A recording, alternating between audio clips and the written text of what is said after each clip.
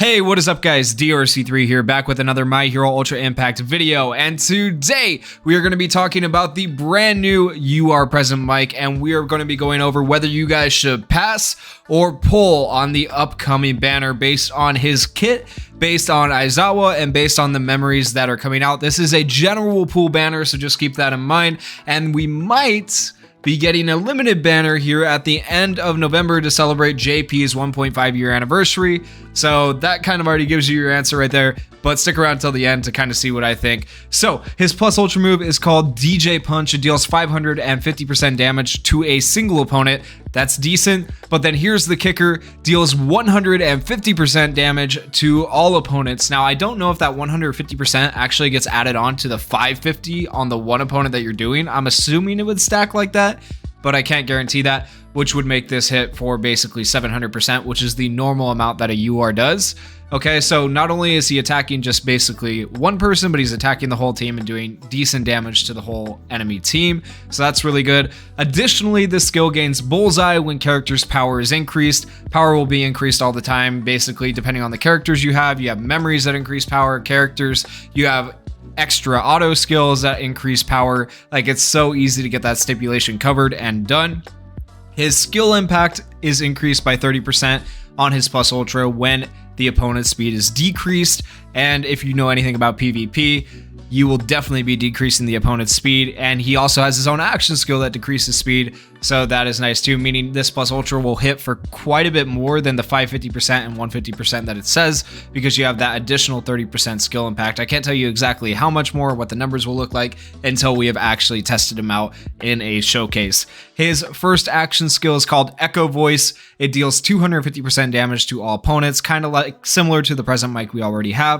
This skill gains bullseye and increases in skill impact by 20% when character's power is increased.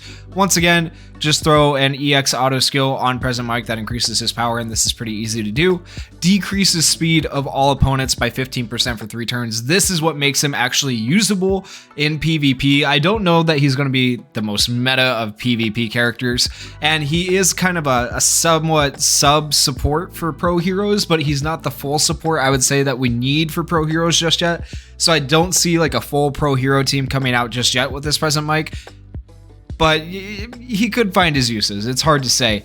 But overall, that first action skill, very, very clean, very beautiful. I like the decreasing of the opponent's speed. I like the increase in skill impact, and it attacks also. It is a very solid all-around first action skill with a cooldown time of 4 to boot, which is amazing.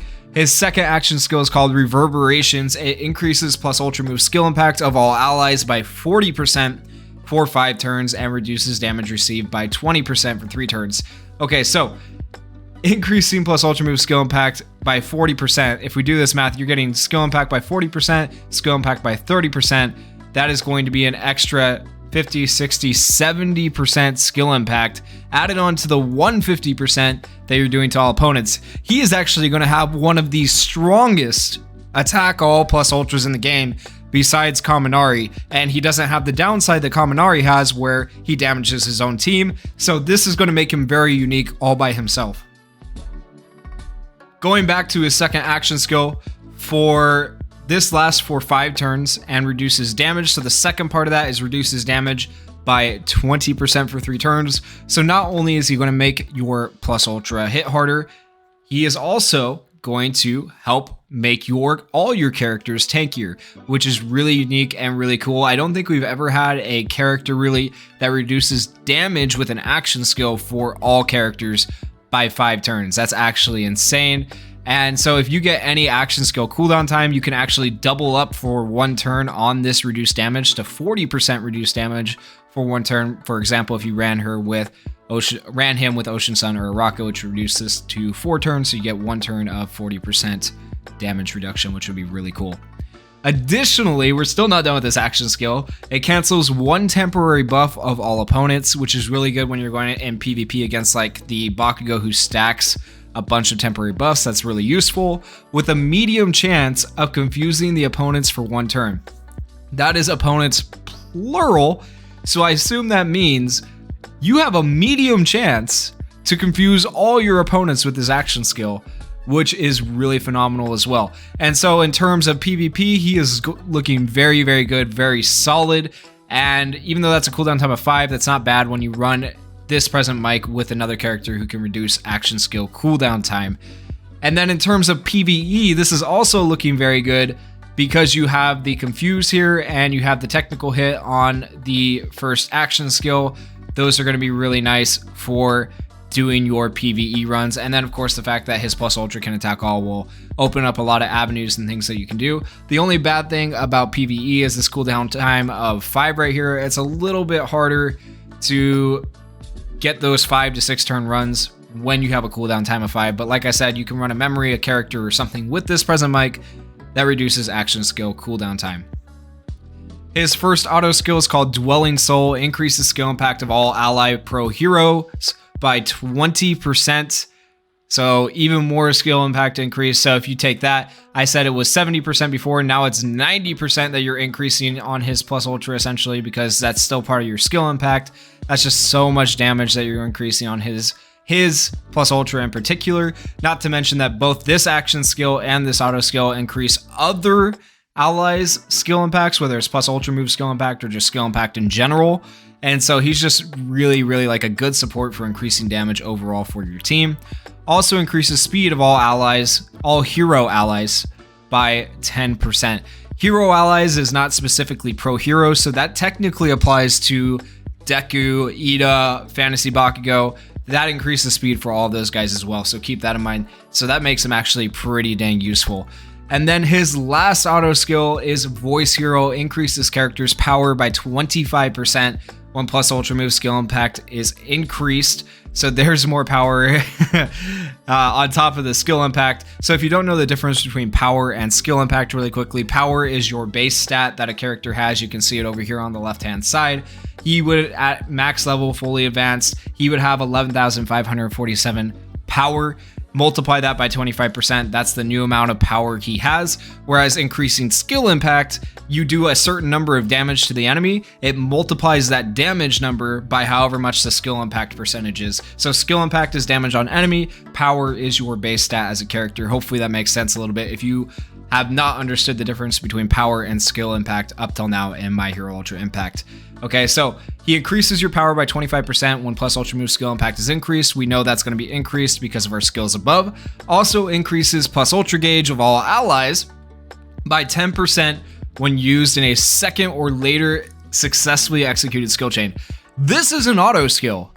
So that leads me to believe that this little part right here makes both of his action skills technical hits if you use them in a second or later successfully executed skill chain, which is just insane to me. That would technically, I believe, make this one potentially a double technical hit because he already decreases speed of opponents.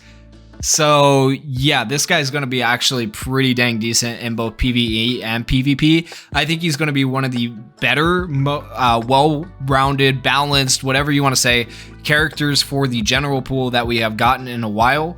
The only bad thing, once again, is you're going to have trouble finding where to run him in the current meta of PvP because there are honestly just going to be better picks than present Mike right now, considering we don't have like a great pro hero support. Once again, this is kind of a step towards a pro hero support, but I wouldn't call him a full pro hero support.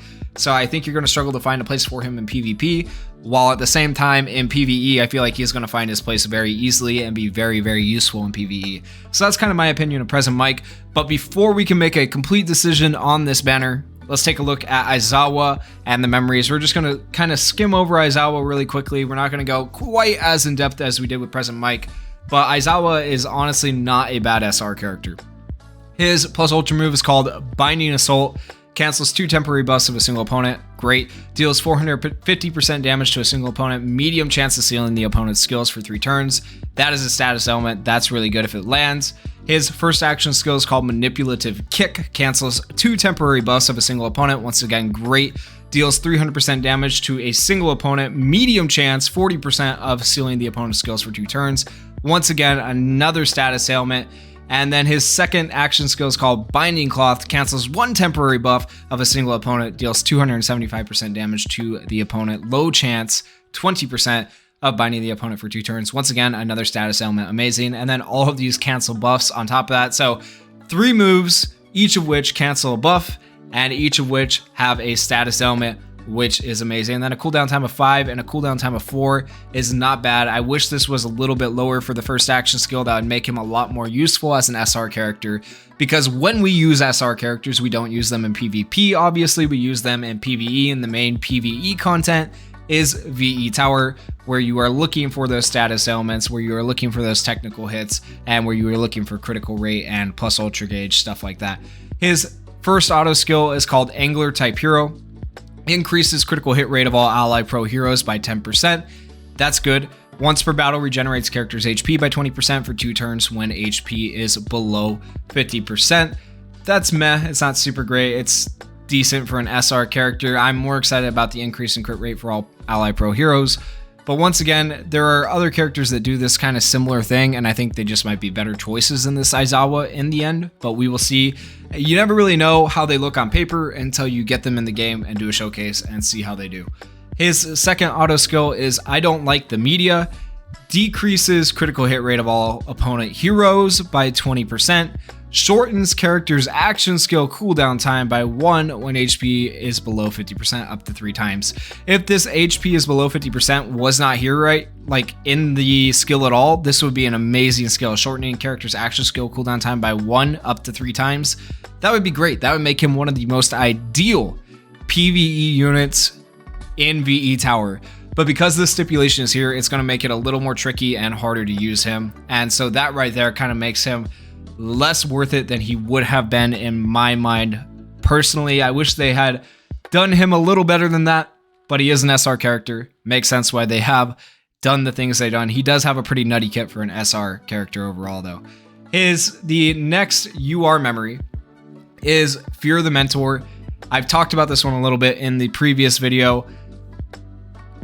Oh man, so there's just so much to say about this one. Increases character's defense by 30% when equipped by a hero. Cool. Reduces damage to character by 25% when covering allies. Awesome. Also increases character's max HP by 20% if there are any pro heroes on the team. Really, really good. So you can equip this basically to like Kirishima. He counts as a hero. You'll get that 30% defense raise. You'll get that 25% damage reduction, and you'll get that 20% max HP up. But in the current meta of PvP, this is clearly a PvP memory. This is not going to do you much good at all, unless sometime here in the next few months, PvP starts to shift towards a tank meta instead of a speed meta. But I don't see that happening anytime soon necessarily. This could be a good memory to invest in and try to get for the future. But as of right now, I don't see a lot of uses for this memory in PvP. If you just like the art, then you might want to summon for the art. The SR memory, on the other hand, well, it's not much different. You Won't Get in My Way is what it's called. Increases character skill impact by 25%. Decreases a single opponent's speed by 40% for 3 turns when battle starts. That is really good. That is amazing. That could be used in PvP. When character's HP is below 50%, reduces damage to character by 25% for 2 turns. And shortens character's action skill cooldown time by 1 up to 3 times. The SR memory is actually probably, in my opinion, almost better than the UR memory in this case. I think it's better if you pull this SR memory than the UR memory, because this is honestly going to fit into the current meta of PvP more, with everything relying on speed right now. Decreasing a single opponent's speed by 40%. 40% is nothing to sniff at. That basically gets rid of, if you've ever seen the SR memory patrolling the town, which gives 40% speed boost and evasion to your character. A lot of people run it on like Danjire or Araka. This basically gets rid of that whole memory other than the evasion part, and they lose that 40% speed buff. So this is like a perfect counter to a lot of speed memories. This would be a really actually halfway decent memory. So to recap everything, SR memory, worth it. UR memory, not so much in my opinion, at least not yet. It might be a long-term investment. The new SR Aizawa, he could have a really good place, but I think that one part in his auto skill about needing to be below 50% health to reduce action skill cooldown time kind of holds him back. I think you'll find his uses, but I think there are still going to be better characters to choose, so I'm kind of in between on him. I wouldn't say he's needed. He might be worth it, but he's not needed. The present Mike, on the other hand, I think looks like a phenomenal general pool unit. I think he is going to shape up to be very, very good for both VE Tower and PvP both. I don't know how easy he's going to be to use in PvP until I actually do a showcase and test him and see how he is, but he's looking like a very well-rounded character. So for that reason, I would probably summon on this banner. I will be summoning on this banner, obviously. Make sure you check out that video when it comes out. But you have to kind of weigh your options, because I can't guarantee what's coming next. But there might be a limited, maybe a fantasy character coming out at the end of this month in November to celebrate the JP 1.5 year anniversary. So in terms of just looking at this banner, is this present Mike skippable? I would say no. He is looking very, very good. He is a great general pool unit. In terms of thinking ahead to the future though, and the potential banners that are coming up, let's compare this banner to a potential Impact Fest fantasy banner, maybe where we get like Uraraka. I would say skip this banner all day, every day of the week, save for the fantasy banner. So you're taking a chance if you skip this banner. I can't guarantee you that there is going to be a limited banner or a Impact Fest banner coming up in the future, but it seems pretty dang likely. So take that information how you will. Anyways, guys, that is the video. If you enjoyed the video, please go down there, hit that like button, hit that subscribe button, and leave me some comments about what you guys are going to do for this banner. And as always, thank you for watching. Peace.